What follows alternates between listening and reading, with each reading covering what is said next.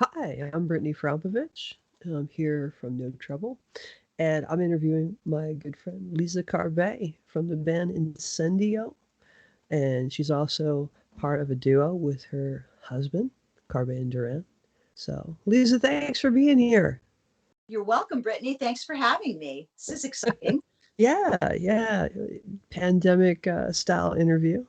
Yeah, So, something we've all got used to over the past year. yeah. Well, it's new for me, but thanks for doing this. So, I'm gonna be learning the ropes with you. Okay. So, we've got a written interview from you already, and this is gonna be like a addition to that to just kind of flush things out, add more to the dialogue. Um, Okay. Reading your bio about your father, he was living as a cartoonist, and you kind of have a musical background. You studied classical guitar, and then you came to bass. So, tell me a little more about that. Do you mind? No, no, not at all. Yeah, I grew up playing Spanish guitar. I started playing when I was about 9, when I moved out to California, and I immediately started taking lessons with this man named Brudel Mathis. And so I was studying Spanish guitar, flamenco. He also taught a little jazz. So I just grew up playing guitar, learning to read, and also singing and playing Joni Mitchell and folk songs and all kinds of things. Um, and love the guitar. I mean, that is one of my first loves. But somewhere in college, a couple of girlfriends they were keyboard players. They were just going to go jam, and they said, we need a bass player. It's the same strings as your guitar. Here's a bass. Just come up and jam with us. So, I was like, sure, okay, that sounds like fun. And I just fell in love with it. It was, I guess, because it, I hadn't studied it, so it was less structured, and I was just jamming, and I was playing rock, and I hadn't really ever played rock. Um, I, I had listened to a lot of rock. I'd loved Led Zeppelin, of course, and the Who, but I hadn't jammed in rock bands. So with the bass, I just started playing in rock bands, and almost right away, I started playing clubs on the Strip, the Whiskey and the Troubadour and Gazzarri's, and I was just having fun doing it. So I just continued playing bass as I went through college, got my degree in classical guitar. And then upon graduating, my first road gig was with the hair metal band Vixen. So, I went from, yeah, I know, right? So I went from playing classical guitar and still doing that just to touring and was having just a great time doing it and just loved the instrument. So Nice. that began my bass journey. Nice. I have a question. A little off the beaten path, but it just occurred to me as we were talking. Something you and I both have in common is we were classically trained at one point. Um, I did have the garage band experience a little bit on guitar before college. Um, we both transitioned to being working electric players at some point. So, how was it for you navigating working with a drummer? Do you mind me asking? Because that's a transition. It was, Yeah, it um that's an interesting question. I'm trying to think back on that. yeah. It It just occurred to me while we are talking. Yeah, it was very different because playing classical, you can take a lot of liberties. And playing in duos, singing, accompanying yourself, I did take a lot of liberties. You slow down, speed up, whatever. Um, it seemed like I just fell into it. I was playing with a really great drummer, and I don't know, I just enjoyed it. I Okay. really remember it being an issue. Um, I just remember going back and just really starting to practice a lot with recordings, Yeah. um, just playing along with uh, with Zeppelin or whoever. And God, I was playing or practicing with Stanley Clark. I really got into Stanley school days and things like that, and uh, just different people. So then I was just practicing along with them, and I don't know. I guess it wasn't a traumatic experience, I guess, or I would remember that. But I fell into it naturally and really enjoyed it. And Nice. it was also just um, the freedom of not doing a recital, and rocking out and not going in and taking a bow and just that nervousness. Yeah. Um, there was the excitement of playing in a rock band, and it was different, and I Yeah. enjoyed that. Okay. Yeah. Yeah, Okay. but that question, I'll have to think back, see if I wake up screaming in the middle of the night. Yeah, it's okay because it's a definitely transition. In my case, it was double bass, so you're like a soloist with a piano, or maybe you're an orchestral bassist. But then you go, um, you've got this machine you're working with, and you're connecting the harmonic element of the band, the guitars and all that, with that rhythm section. So it is very freeing and very powerful too. So Yeah. yeah. Was it a hard transition for you? Um, I don't recall. I don't think it was either. I just kind of was curious because I know there's like all these. It seems to me there's a lot of questions sometimes about working with a drummer and how do you lock with your drummer and all that good stuff. And there are like things to do, but I was kind of curious because it didn't seem like it was entirely difficult either. Yeah. Yeah. And there's not many people I know who came from a similar background like that. Yeah. Yeah. It's interesting. Yeah, lots of practicing with recordings like you and with a drum machine, so Yeah. but and mostly that's just refining one's timekeeping, in my humble opinion. So Yeah. yeah. No, absolutely. And thinking like that, like I can't slow down, I can't speed up here, you know. But I Yeah. think with a great drummer too, they kind of drive you along, because they're Yeah. not moving. So Yeah, it there's like, oh, okay. And yeah. that's certainly working with the great drummer from the start. Yep. Okay. That works. I was just curious. That just. Yeah, no, that is a good question. So, on your bio, so a cool little side note, and again, this may be just my little quirks, 'cause I make my own jewelry and stuff. Um, you talked about learning to weld Oh, and inventing an instrument. oh, that was so interesting. My first year in college, I moved up to College of the Redwoods by Eureka. Yeah. So I had the most interesting theory teacher in college, my first year of college. He was a man named Steve Rupenthal, and he had studied with a man named Alan Strange that had studied with a man named Harry Parch. I don't know if you know who Harry Parch is. He um, was an American composer, music theorist, and made hundreds of his own instruments, which are or were on display at San Jose State.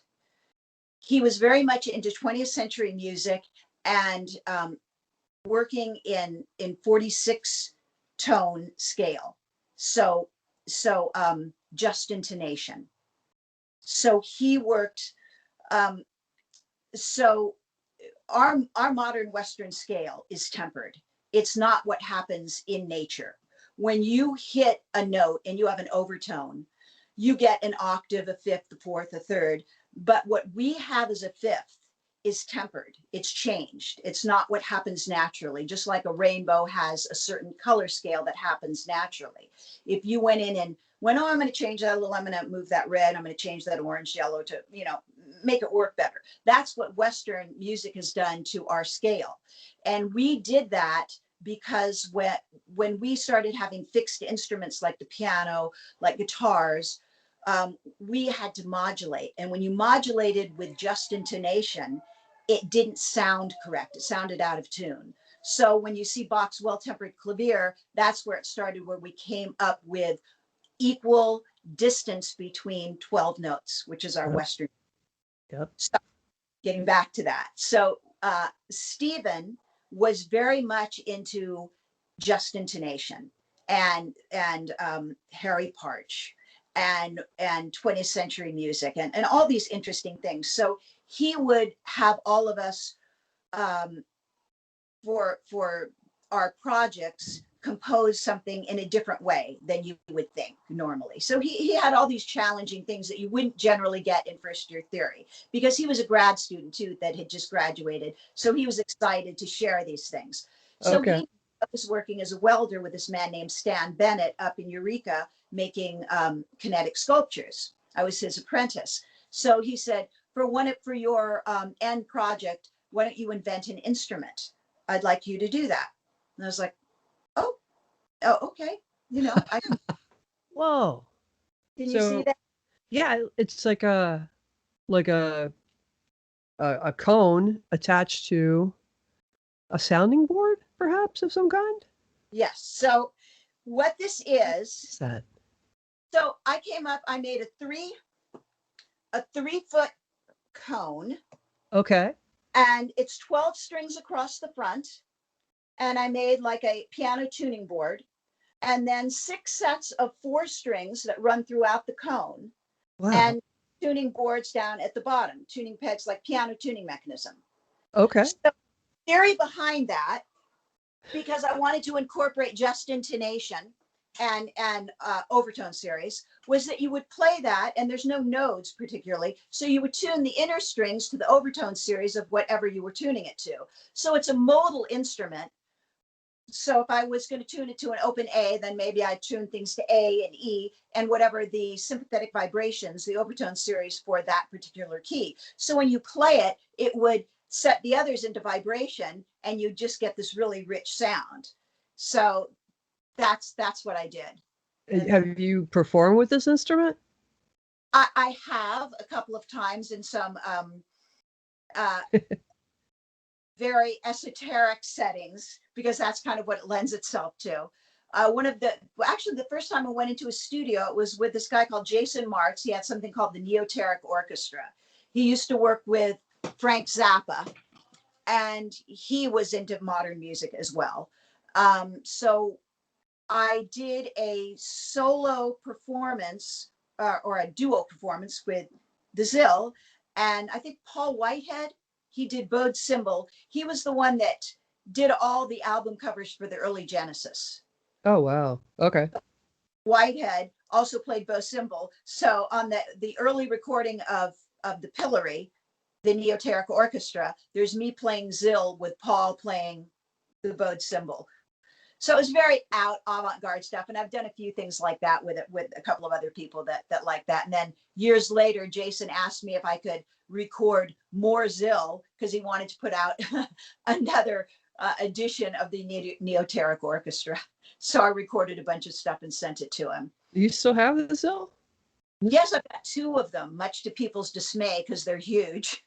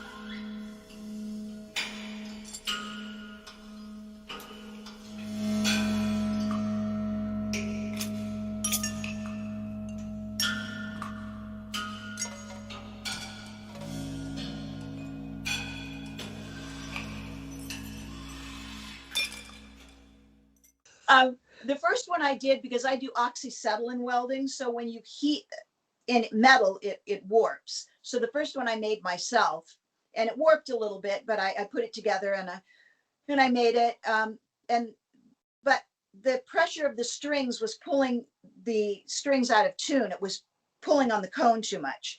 So I made a second one, and I had people meg weld it, which is more running a bead, and then I put reinforcements and attached the strings to the reinforcements so it stayed in tune better.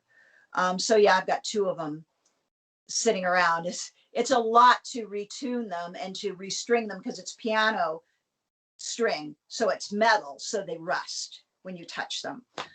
So every time I'm going to record with it, it's a whole thing to take the strings down. And yeah, so, but I do have two of them. And once in a while, I've used them on a couple of Incendio recordings just as a drone in the background.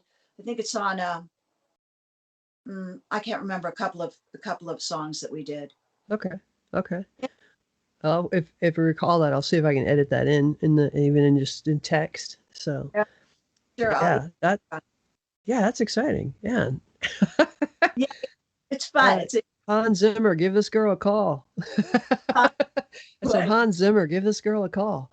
Yeah. Oh, it really sounds amazing. It does. It's so flexible, and you can bow it, and you can go in and play it and then bend the note from down below, and it just creates this because it's metallic. Like So like a talking drum kind of thing.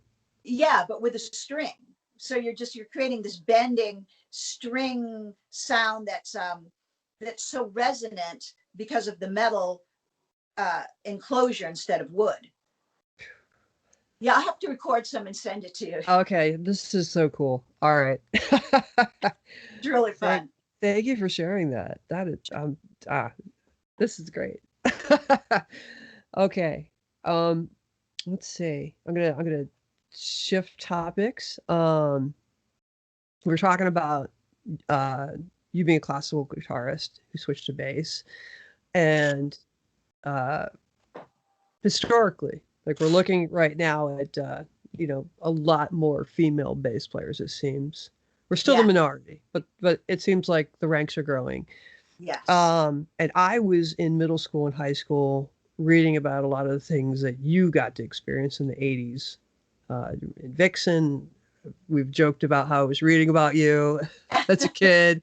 Um, yeah, so touring with Lindsey Buckingham, all this stuff, and amazing you've toured on guitar and bass. Yeah. So very few people get to say that, but you thrived in a time when female bassists were far rarer, uh, more unicornish, a gem, Yeah. in than they are now. So, what was that like? What was that like? Establishing your career in that time when it was even more of a rarity. You know, it was exciting because I guess I was a rarity. There wasn't too many of us. Um, I just threw myself in. I just, if there was an audition, I just went for it. I didn't give a lot of thought about being a female, um, about anything. I remember I try, I guess I was just kind of brazen. I just went in and just went for things. Um, I remember when I auditioned for Leon Patillo, um, it was supposed to be a tour around the world, a world tour. And I'd gone in and I'd auditioned with my friend Amy Knowles on drums that I used to play a lot with. She's amazing. And we went auditioned and I didn't hear back. But, in those days we'd go in for so many auditions. Sometimes you'd hear back, sometimes you wouldn't, whatever it was. And I hadn't heard back. And I was over at a friend's house, and Dave Bendette, who was Leon's manager at the time, and Dave Bendette was Ike and Tina Turner's manager back in the day. And now he was Leon's manager. And so he called, and it was back still when we had answering machines. So you're always calling answering machine to find out. And this guy had called, and I honestly had forgotten that I had auditioned for Leon because I hadn't heard back from him. Oh And wow. and Dave called, and I called back, and I was like, I'm sorry, I don't know who is this, who's calling. And he goes, you auditioned for Leon. This is like this is going to be, we'd like you to have the gig. This is like a really big deal. I mean, this is a world tour. And I was like, oh, right. So, um, but Oops. you try to just go on to the next thing and not fixate on the last thing in case you don't get it, because you know how that is. If you fixate and you're like worried all the time, then it kind of holds you back. Um, and that was a female band. So Leon was taking advantage of that time period and having that female band that was a novelty behind him. Because Prince was hiring females, he had Lisa and Wendy, and Leon wanted to do the same thing. So he put together a female band, and they were really all great players. And he did such a great thing. I mean, he featured us all. I sang a duet with him. We all took solos. So there was a lot of good, of course, you had to deal with people asking you ridiculous questions like we all do, like, wow, what made you play the bass? Or, and really as a classical guitarist, there weren't a lot of female classical guitarists either. But uh, in the classical world, they just didn't ask you such ridiculous questions all the time. You just weren't dealing with it as much. So I guess I just really try to ignore the dumb questions and just move on. You know, um, you know how it is. I mean, sometimes you get annoyed with it, um, or people treat you in a dumb way or whatever. But um, there was just so much going on back then. There was just a lot of work, a lot of club work, a lot of auditions. Um, I would say the local 47, there was a lot more work that they were just offering people other than just studio work. There was a lot of sidelining. I did a lot of things for fame where you're just the person in the background playing along like you're the background band or whatever. But there was a lot of that happening then. So it was a fun time. Um, yeah, I think that uh, I'm sure maybe I was a little bit more frustrated back then with certain things. And actually, there was a story I'll tell you. Um, a rather well-known drummer had a band, and I was playing with who I won't mention his name. Okay. And I was playing with another female band, and he heard about me through someone, and he and his band came in and were courting me to be the bass player. And he brought his whole band in to see me, and he was calling me and talking to me. You're going to be perfect. It was a real rocking band. I mean, I was perfect for it because that was my whole vibe. And he'd sent me the album, if you can, to learn all the music, and talked about what I was going to do, and I was going to audition. It would play for his manager, and blah blah blah. And then he called out of the blue and said, the audition's off. I'll get back to you. It was very weird, just his whole tone. It was like, okay, And then I maybe called him once. He's like, yeah, I'll get back to you. And then I never heard back from him. And I thought, well, that was very odd. And then I ran into his band at the Union, and they were saying, oh man, I'm so sorry. We're so sorry you went through that. But when this guy told his manager that he wanted a female bass player, his manager's like, you can't have a female bass player in your hard rock band. You can't do that. And he's like, oh, why, and he didn't argue for it. He just blew me off. And had he done that, he was kind of good at the cutting edge, because right then was when a lot of people were starting to hire female bass players. But so that was like a real obvious, unfortunate story of being a female and being blown off because of being a female. So ups and downs, but Yeah, ups and downs. Clearly more ups. Yeah, really a lot more ups. But that was, I run into him like, hey, how are you? Wow. Wow. Okay. So musicians during pandemic, we're all growing our skill sets. Video editing, using a home studio. I mean, there's a whole lot of stuff. So, what are you more curious to learn about this year? You personally? Well, I'm always trying to improve my production skills, because my focus and our focus has really been to get more recorded music out there, whether it's library music, which we're trying to focus to get more in the stream because that's more back end income, or recording more of our own original music. So I'm just always trying to get um, new pre's, new updating stylists, updating virtual instruments, just working on techniques. So I've been focusing on that with the projects that we've had. I'm writing music for a ballet, and it's all medieval music. So I'm really kind of been digging into that and back into orchestration, that type of orchestration, because they want it um, maybe a tiny modern spin, but really they're looking for that sound. So I've just been trying to get, the better oboe sound, all of these things, so that I can phrase better with virtual instruments, even if I wind up hiring a real instrumentalist, which I'm doing, but still in case, yeah. So just digging into orchestration, programming, things like that. So that's been a lot of the focus. Um, Although I have really been just itching and I have started to do that, to just really start practicing my bass more, because that's sort of slipped, I'll say. And I've just been wanting to, I guess after talking to Mohini Day, I was like, really, I want to start practicing. Yeah. Such an inspiration.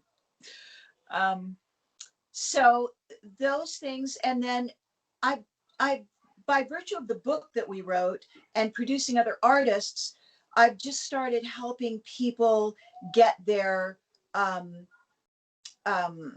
online presence happening, either get their publishing company established, um, things like that. So those are the things that I've been focusing on. All right, so that's actually going to draw me to my next question, and I'm full disclosure for the audience. I'm also in that target audience of people that they've been trying to help. Thank you for that, guys. But one of the things you did do, I guess, projects that got wrapped up early on in pandemic that was happening before pandemic. It just kind of came to closure at the start of it. Was the book Thrive and Survive? Um, so, you just touched on it briefly. I was curious, your target audience. What can folks get from the book? Tell us about the book. Tell us how it will help them. Okay, well, that's interesting because that was the focus at the beginning part of the pandemic, because I had started writing that and had been writing it for the past maybe year and a half, but because we kept touring and taking off, I couldn't focus on it. So then the minute things shut down, besides streaming and going, oh, we got to learn to stream like immediately, I was like, I've got to focus on getting the book done, and having all of that time to do that was really needed, because writing a book and editing, you I really had no idea. I mean, I knew it was going to be a lot of work, but you just edit and edit and edit. So we were able to finish it and get it out somewhere in the middle of the pandemic, which a lot of people were like, oh, you're releasing a book called Thrive and Survive in the Music Business in the middle of the pandemic when no one can work. Brilliant. Slightly ironic, but yeah. And I did think of that, and I thought, there's still a lot that people can get out of this, and this is not going to be this way forever. And if people read it and learn what they can, then when things open up, they'll be that much more informed in a lot of different areas. So because we're both touring musicians and playing our own music, as well as recording musicians and writing a lot of music library, production library music, and occasionally scoring for picture and things like that, we know both of those worlds. And over the years, we've just tutored a lot of people. People would come and say, hey, how do you book your own band? What are you doing? What can you tell us about booking conferences, things like that? Or can you tell us about royalties and how do we get that? And the thing that finally made me just go, I really need to write this book, is somebody that was very well established, um, in one area asked a question about his royalties and just asked the completely wrong question. And I just thought, you know, people need to know this. And I know it's out there. People have written about it, and there's certain things you can hear about on CD Baby. But I really wanted to write a book from a musician's perspective that was out there doing it all the time. I wanted to write how you how we as original artists book our band and everything that goes into that from the beginning to the end, like how you contact um, people that potentially will book you, where you find those people, what that package looks like, how you even speak to them, um, uh, where you find them, like festivalnet.com, Polestar, things like that. And then the process that we go through of how to book or how to set up a tour. You know, there's all these things that you have to know before you just launch yourself. I mean, you can, but you. Our idea was that, and what we want to do always is that we want to come back with money and as little stress as possible. And there's going to be stress, but the more organized you can be as far as booking your hotel, booking your plane, um, advancing the venue, speaking to the sound man, knowing the closest place to stay for convenience, understanding where you're traveling, renting gear, all of these things. I put it from beginning to end, that whole process, so that people could read and understand how to do that. And it would be right there so that it wasn't just me talking about it, but they could constantly go back and refer to it. Like, okay, what were they talking about here? So that was the first part of the book. The second part, because we are dealing with getting our royalties all the time because we have placements. And for people that don't know what music library is, that's production music. So a music library will hire us to say, we want a heavy metal CD, we want a funk CD. And we will write in a certain style. And they do that because they don't have the money to, some people do, but a lot of productions don't have the money to license Crazy Train from Ozzy, but they want something that feels like that without having to spend the money. So they go to libraries and they say, you know, what do you have as far as heavy metal? What do you have as far as classical? So that's what music libraries are. So they'll hire composers like us and we will write a track or we'll write a whole CD of that.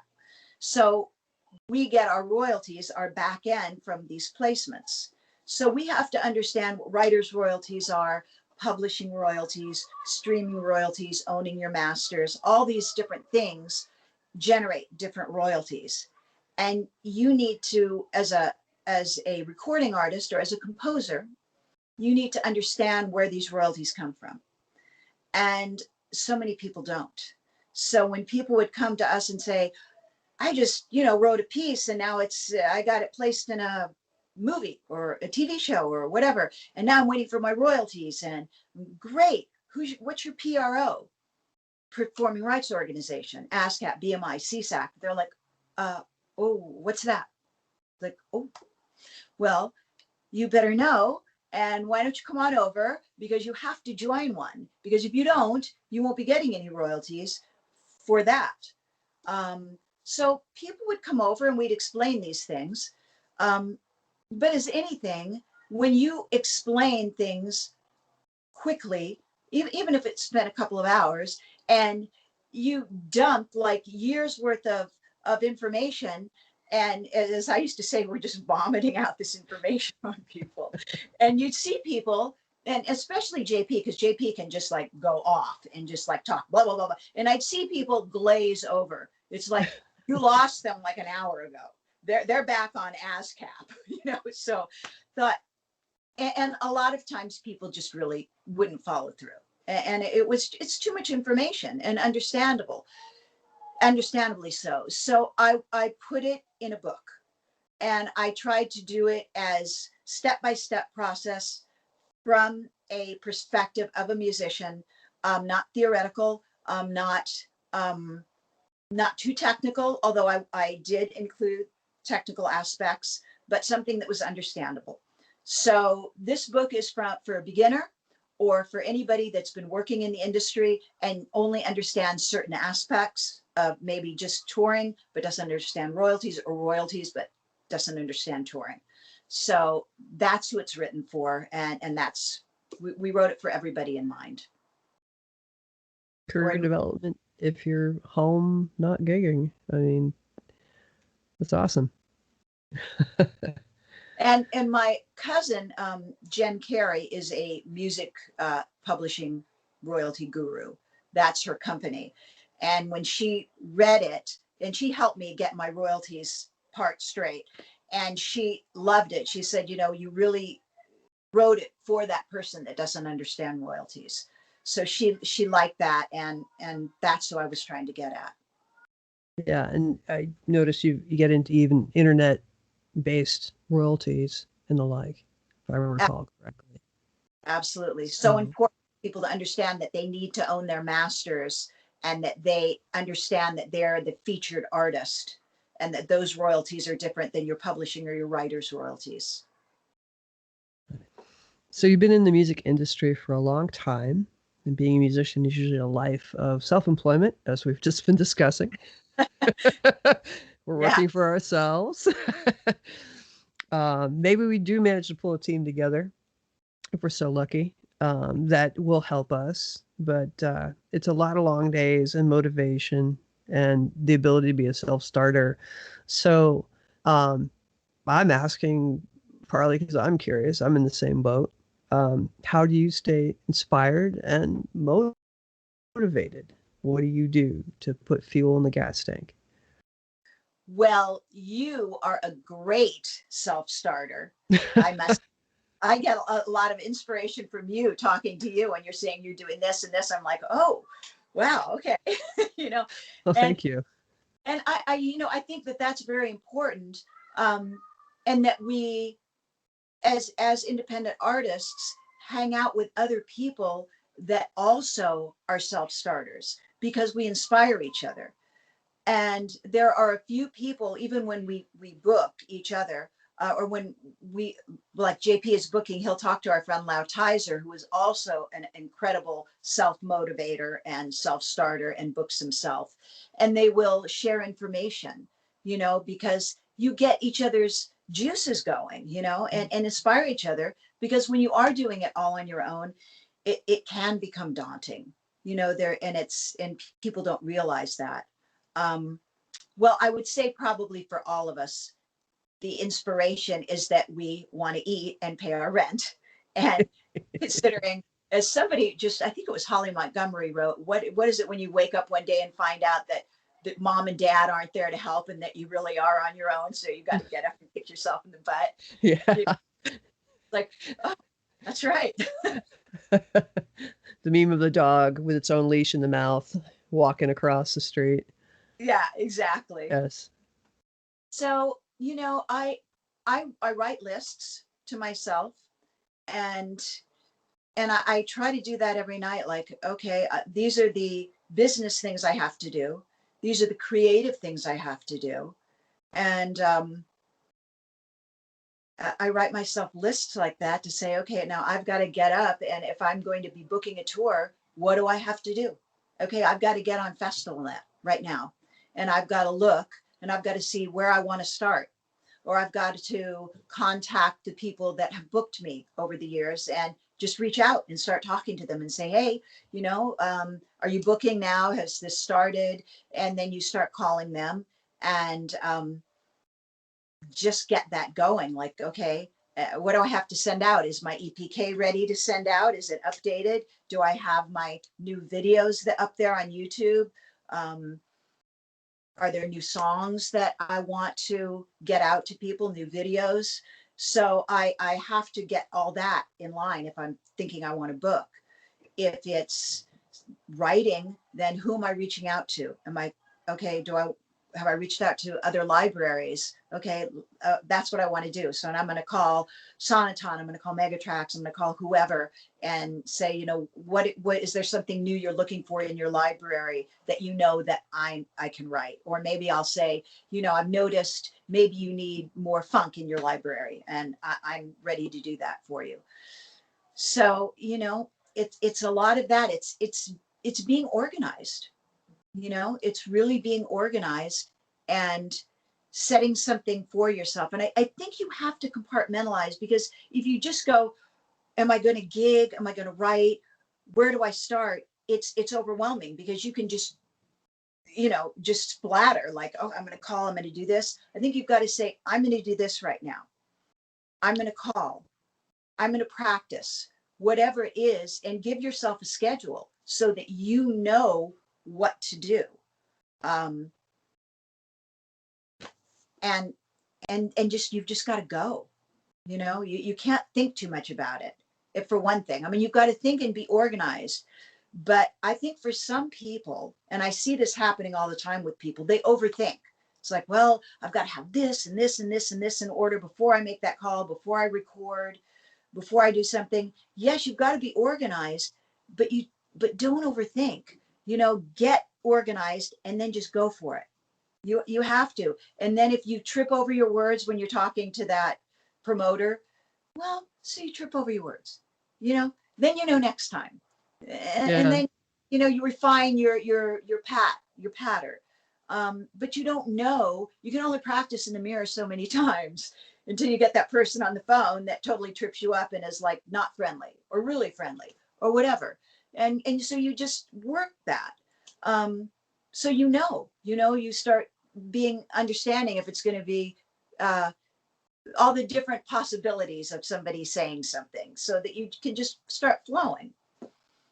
So I think that's it. And I think the other thing, and that was interesting talking to Mohini too, is that she does everything herself. Yeah. And That was, surprised me. yeah. And I love that. She goes, and I like doing that. And when you were saying about having a team, well, I think that's the other thing. I think a lot of us find when we try to get a team, it's so hard to try to get somebody to explain what we do, you know, and try to get somebody to book for you. And honestly, we've had agents that have helped us in the past a little bit, but I have had quite a few people I've met over the years that have gotten agents and then just let things go and were waiting for their tour. Yeah. Had a rude awakening when they found out that that agent booked 5 gigs and they were screwed, you know, and now they're backpedaling and, you know, trying to call and get those things filled in. So whenever we get an agent, we say, great, okay, here's who you can call. We're not going to stop calling. If you can prove to us that you can book a full season, great. We'd love to stop booking ourselves, but we're not going, that's not part of our arrangement because we can't count on you yet, you know? Yeah. And you have to do that. And that's been problematic with some agents because they're like, well, no, we want to do everything. It's like, we can't do that. We can't rely on you because we've seen that happen too many times. So, you know, it's a combination of all those things. And then I think when you feel a little down is calling other people that do what you do and feeding off of each other and motivating each other. So that's worked well for me and for us. Nice. Nice.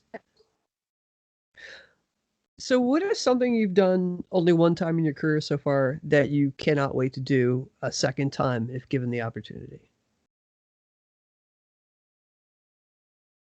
Um, JP and I did a tour. I think I'm not sure. JP did a tour of China. We played the Beishan World Music Festival, just the two Oh, of us. And I would love to go back with the whole band and really just tour Asia more extensively. It'd be fun to spend like a month over there with the whole band playing. And I guess I haven't done this, gone to Thailand, but I'd love to do that, you know, just, yeah. So I guess expand upon that with the okay. band and the duo. Yeah, that Well, was, if you need a tour manager. yeah, yeah.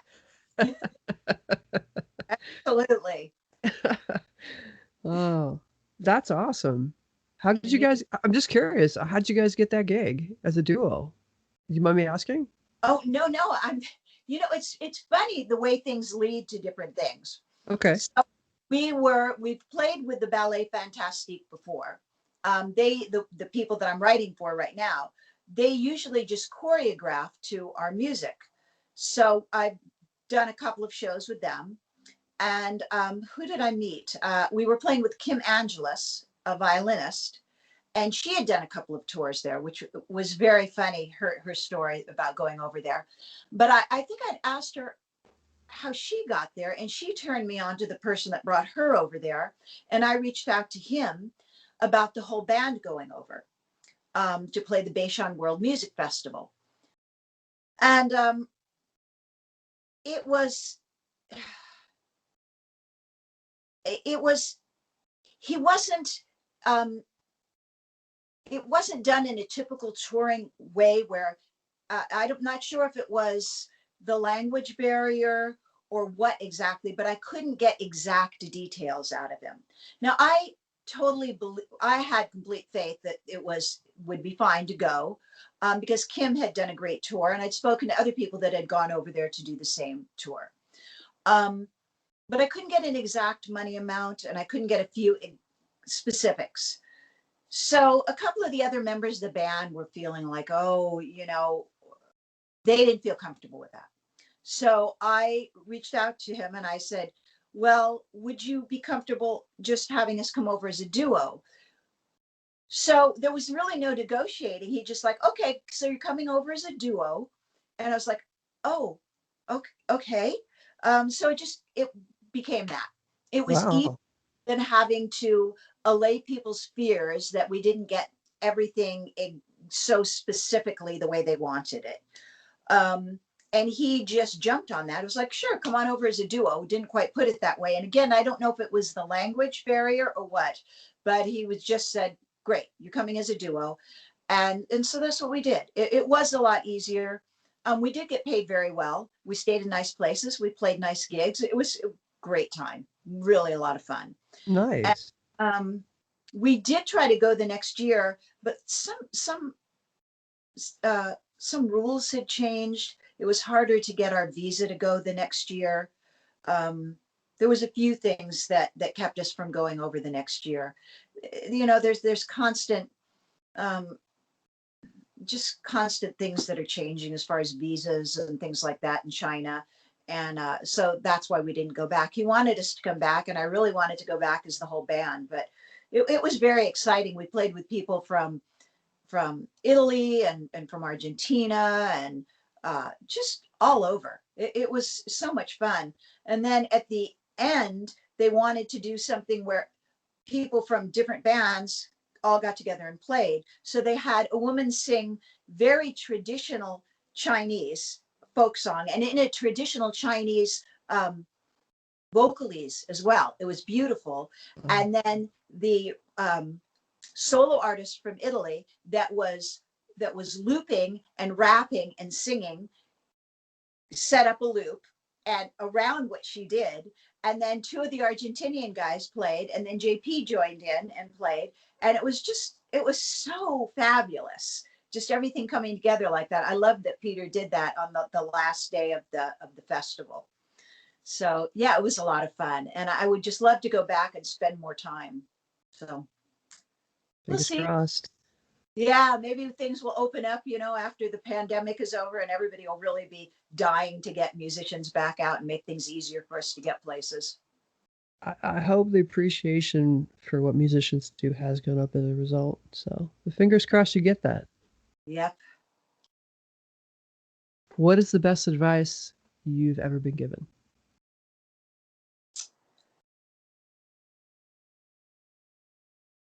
Oh, boy. Best advice I've ever been given. People have given me there's been different things that people have said to me, but I would say really one of the best things is to just stay positive and be um, just be excited about things, be positive, look at the positive aspect of things, and just keep moving forward, and just keep asking questions, and and learning, just keep learning on all aspects of things. So I think having people say things like that, and I think I wish somebody had said, really sort of stress that to me before, like, just, you know, be really positive, because I think sometimes as young artists we can get so um so overly wrought, so everything's become so, you know, serious and intense, and we get so upset, and and I think I've observed people over the years and went, wow, things seem to be going so easy for them, and you start looking, and it's their positive attitude, you know. Uh, I would say that just try to keep a positive attitude about things, and focus on the positive. Even when things go bad, let it go. Don't focus on that, because focusing on the bad things pulls you into that, and it becomes like almost a self-fulfilling prophecy, and you get sucked into that, and then you feel down, and then you attract that energy. Just try, when things go bad, to let it go, move on, and look ahead. Set your sail ahead, and look at where you want to go, and don't let anything get in your way, even yourself. Yeah, it's you can acknowledge that it's happening, but you don't have to let it own your soul. Yeah, exactly. I mean, don't you feel like that too when things have happened? Yeah, that's been a learned thing. Um, and I Absolutely. understand exactly what you're saying. Like sometimes you didn't know how good you had it, even when you were complaining, Yeah, just because you were young, and you absolutely. didn't have uh, the depth of perspective or experience yet. Um, Yeah. we had a kid on the street the other day. Roll his bike. I mean, it chain broke. He didn't mean to. It's just his chain broke. This is a good example of it. Flipped, handlebars in the stomach. He's like down. He's bleeding. Oh, Yeah, in front of like me and somebody else, and we were just talking about some stuff we'd been going through, but like how adults do. The kid was just, I mean, blood everywhere. His friend comes over, picks up the bike. I'm with him, and I'm like, "You okay?" He's like, "Yeah." Why does this always happen to me? Like immediately. He's a teenager. That's what they're gonna do. And he was kind of really fixated on it. I said, you know what? It's not always you though. It's just your turn today. did you tell him that? Yeah, and he kind of looked at me. I said, we all get a turn. It's okay. Today was just your turn. Go home and clean yourself up and put some ice on that. You're gonna be all right. And the friend I was with like totally got it. You know, he said the same thing. He goes, "Yeah, we were just talking about some stuff we just went through. That was our turn. Wasn't fun, but everybody gets a turn. Today was your turn." Well, oh, great that you were there to say that to him and give him that perspective. Maybe it, jarred him a little bit. So, hopefully, Maybe, but I think that's the thing that you come through with time. You just kind of like, oh, like for me, it's just become okay. Today, it's just my turn. yeah, This too shall pass, and it takes a while to get there. It does feel like when you're younger, it's like, why is it always me? yeah, absolutely, absolutely. But I think I've seen people. I don't know. They came into their positive perspective earlier on. Yeah, yeah. I wish I'd. Yeah. Yeah, too. We But both say we. Yeah. yeah, but I'm looking at those people and thinking, God, life seems easy for you, and you're always so damn cheery. But that's a secret. Yeah. Yeah. Good reminder there. Good reminder there. So, and good advice. Yeah, I think so. I think that's I think that's just I think that that's so much of it. Really keeping a positive attitude, no matter what. I think that's so important. I keep reminding myself of that when I feel bad. All right. So, what would you be doing right now if it wasn't for your music career? You mean if I'd gone into something other than music? Yeah. What would you be doing right now? Well, maybe I would work with animals. I was, I love working with animals. I love animals. Maybe I don't know, gone into animal training or studying or working at, I don't know, a zoo or with Jane Goodall or something. I'm not sure, but maybe something like that. Um, I've always thought that that would be interesting to do. It's hard to say, um, because I've been doing this so long, but that is something else that interests me. Or maybe I would have gone more into welding and really just focused on doing that and making more sculptures and um, yeah, something like that. Those are things that interest me. So if I hadn't gone into music, I'm pretty sure I would have probably delved into working with animals. I could see that. I could see that for you. Yeah, yeah, Definitely. I love being around animals, and I love rescuing animals. Um, just being involved like that, just seeing things that Jane Goodall has done over the years. It's just she's been so effective, and to feel like you were on part of that team and doing something that made a difference. I would love that. Nice. Nice. Yeah. Okay. This is a dangerous question, but I Uh-oh. want to ask it because I feel like I should, especially for female artists. Okay. Okay. What is something you are not getting credit for that you should absolutely be getting credit for? You can say pass if it's too. Uh, no, it's not specifically I don't get credit for it. Okay. Uh, I would say, but when because I work a lot with my husband JP, when we will show up doing things or at an interview or talking to a client or whatever, I mean, sadly enough, even some of my female friends that we're producing will do this. They'll say something like, well, ask JP about the production of something, or is JP going to be working on uh, programming my song or something. And I'll say, uh, well, I'm going to be working on producing your song today. He may be working on it tomorrow, but today, or yes, I did all the programming on that song, uh, or whatever it is. So that happens a lot.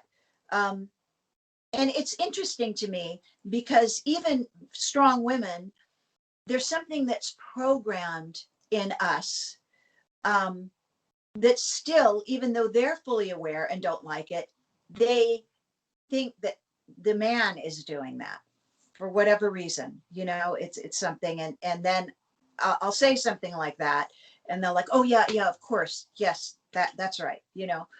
Um, and I think sometimes when we go into a room, people just assume that he is the one doing whatever it is, and he will always say, talk to Liza. She's the one that produced that song or that wrote that song, or she's the one that did the programming. And I'm going to be doing this while she's doing that, to get people to focus on me and let them know that I'm the one doing that. So I do get the credit for it, um, but it's not like people immediately think that I'm the person that's doing it.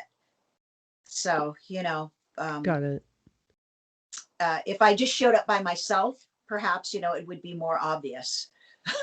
But then again, maybe they wouldn't ask me to do it, how that goes. Um, but I really would say females are getting a lot more credit. You see a lot more female engineers and producers and people in the industry, but it's still people default that it's the man doing it. Yeah. So There's some wiring that's still being driven by a stereotype, I think. And it's yeah, not, as you said, it's unconscious sometimes. yeah, it is. But there's nothing out there that doesn't have my name on it that I haven't, that's mine. It's definitely got my name. Cool. Thanks for taking on the dangerous question. Yeah. It's kind of a good one because there's, I felt there might be some area that people could identify that they would want to express something, a feeling, an experience about. So, Oh, absolutely. And I think all females have that, in one way or another. And I think it's a good question. It's good to put it out there and it makes people more aware that these are things that are happening. Because things like that prejudice, people don't realize. They don't even realize when they're doing it sometimes. Even if they are fully aware that it's happening even to them, you just get in this groove of doing things. And then when you call attention to it, I think it's good because it wakes people up and even wakes you up to go, oh, God, yeah, okay. But you can't change it unless you're awake to know that you're doing it. exactly. So Exactly.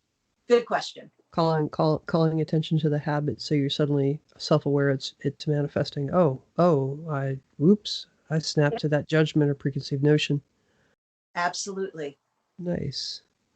All right. Starting your career over again from day one, what would you do differently, if anything? I'd have a better attitude and not take it seriously. Uh, yeah, I guess that. I mean, and it's easy to say that now. When you're younger, it's hard to have that perspective.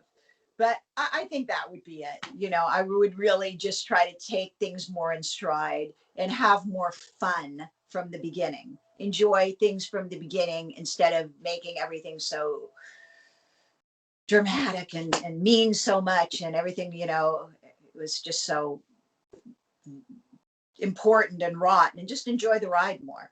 I think that's it. Enjoy the ride, be more positive. Yeah. That's a good one. Yeah, because you don't know how long the ride's going to be. So you might as well enjoy it from day one, as much as you can. If Incendio or the Carbe and Duran duo could open a show for any artist, who would it be? Either the Foo Fighters, Oh, wait. One more time. Either the Foo Fighters or who? Peter Gabriel. Wow. I didn't see that coming. I love Peter Gabriel, but I love Foo Fighters too. And I just love, I'd love to just rock out in front of them. I mean, yeah, either one of those would be great. Nice. Nice.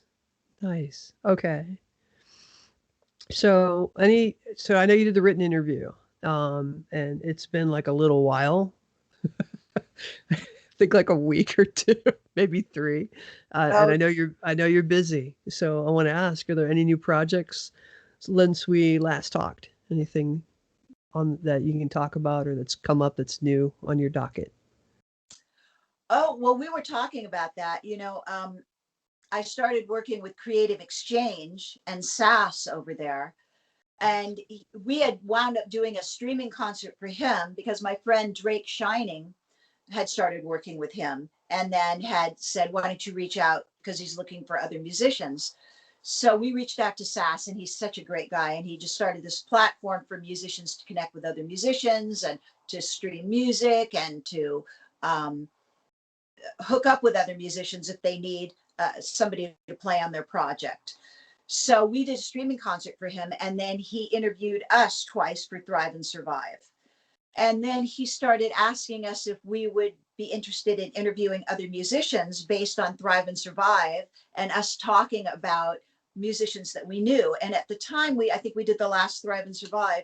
Our friend Carmen Lundy was up for a Grammy for Best Jazz Vocalist, Best Jazz Album. Nice. And so he heard us talking about her. And so he asked us if we would like to interview other people. So the first one we interviewed was Mohini Day last week or a few days ago, whenever it was, which was unbelievable and so inspiring. And really, I was so shocked when he was just said, yeah, I've got Mohini Day's number. Would you like to interview her? We're like, yeah, sure. So that was exciting. And then very exciting. Um, and she's a gem, by the way, for anybody that doesn't know her and anybody that's not familiar with her music, you should go listen to her. You will just be inspired forever. But he has since asked us to interview other people. So on the 29th of this month, we will be interviewing Carmen Lundy. That's Thursday at noon. So that's at Creative Exchange with an X change. Okay. And then it looks like we'll be interviewing other people. We're probably going to interview you too, Brittany. Um, Thank you, ma'am. so that's one of the projects. And I don't remember what else I put in there. Where we just finished a metal album for one of the libraries we write for. You know, real Nice. chunk, chunk, chunk, chunk, chunk kind of thing that's out there. And I'm working on the ballet. Um, we're working on some new songs for Carbe and Durand. We've got Elkwood Lane, a bunch Okay. of songs with Elkwood Lane. So that's coming out slowly. We just keep adding and adding to that. Um, and I think that's it. I think that's it. Yeah. Yeah. Okay. Okay. Cool. Hey, Yeah. it has been like, I think, only a week or two since you did answer the written version of that question. So that's yeah, it's pretty cool. All right, so I decided to do a little I guess segment involving my students in this. So we're going to close out on this segment. It's called Intergenerational Connection Question. So the students sometimes know who they're going to get to ask questions of. In this case, I picked a young lady named Kate Yoder, who is a bass player, and she would like to be a professional bass player. She'd like to go to music school. She's got a leanings, shall we say, towards video and audio production. I thought she'd be a good match for this Okay. interview. So, I have some questions from her for you. Okay. So, question one, from a composer's perspective, what is the best way to move past a creative block?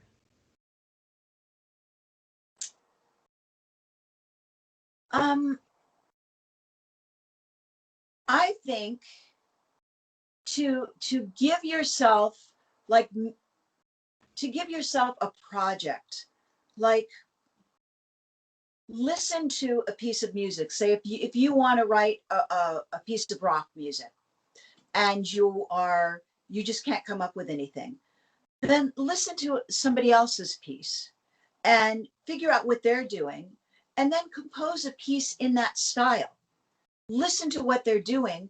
Don't copy them, but kind of get a sense. Like this is what they're doing. They're going 1/4, so maybe I'll go 1/5 or whatever. But listen to that style. How do they break it down? How many bars is that verse? How many bars is that chorus?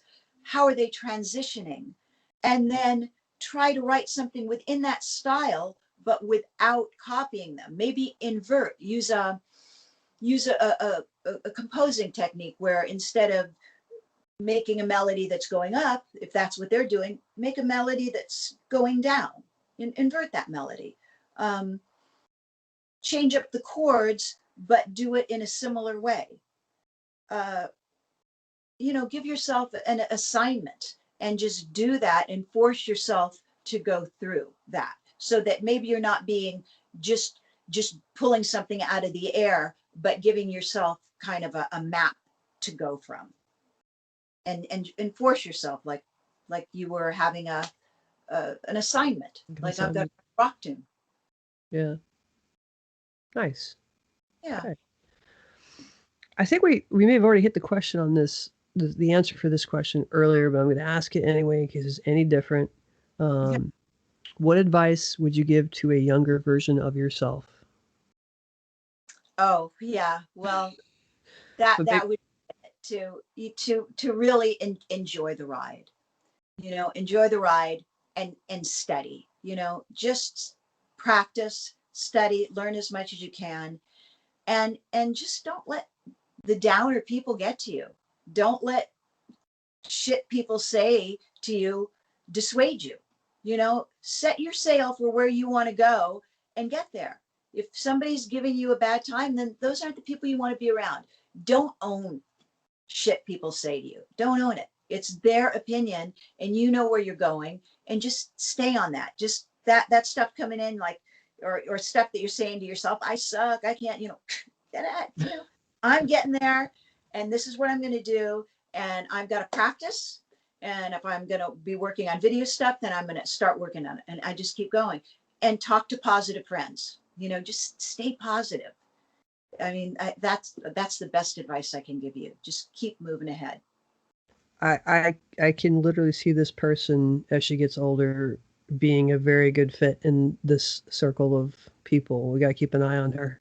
I'm just going to say Okay. that right now. Just More so people on our team, on our positive team. right, yeah, yeah. So what advice do you have? This is her final question. Okay. So what advice do you have for high school students looking to go into music school or applying to music college, a music program at a college? What advice would you have? Well, I guess decide if you want to go to a college where you're studying general ed as well as music, or if you want to go to a college where you're just doing a hard dive into music, just to a music school, you know, um, like Berkeley or something. Decide which it is that you want to do. Do you feel like you want to learn all the general education as well? Is that going to behoove you? Is that something that interests you? Do you think you want to? Um, I don't know if you have to do that to become a teacher if you feel like you want to teach. You know, I don't know that. Um, we have a friend now that we're actually just sort of mentoring, because she's just going back in her first or second year of college with the whole pandemic thing, but she's back east, and she's just going to a music school.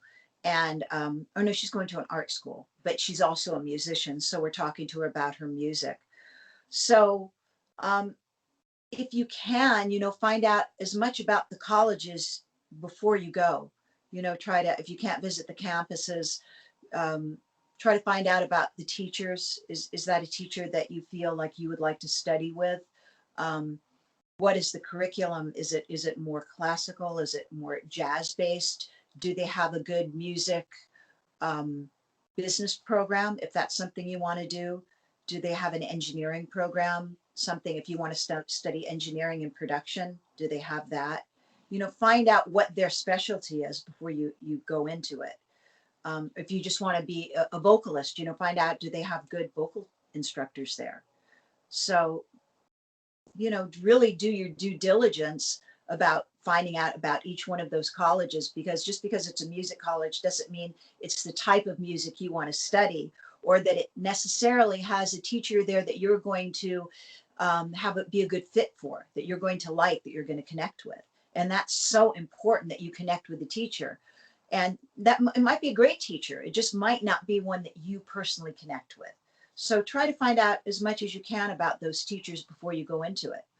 Um, and, really, maybe you don't want to go to college. Maybe you just want to keep, honestly, maybe you just want to keep studying and just jump right in and start performing and just get out there. Um, and just find a private teacher to study with, where you can be studying theory and your instrument, or a couple of teachers where you're studying more about theory, or studying about engineering and performance and getting out and playing. You know, see if that's something that might be more beneficial to you. Yeah, I can Ask, see that. and find a good mentor. Find somebody really good to talk to, that's knowledgeable, and they can give you good advice. That's really important. Finding somebody that knows what they're talking about to give you good advice. Nice. Nice. Yeah. Lisa, thank you so much for your time today and your wisdom and sharing your stories. I You're really welcome. appreciate Thanks for having me. This was fun to share. And yeah, I think this is going to be a series for you. it. Well, thank you so much. And yeah, we'll talk again soon. Okay. Thanks a lot, Brittany. And yeah, we'll talk soon. Okay.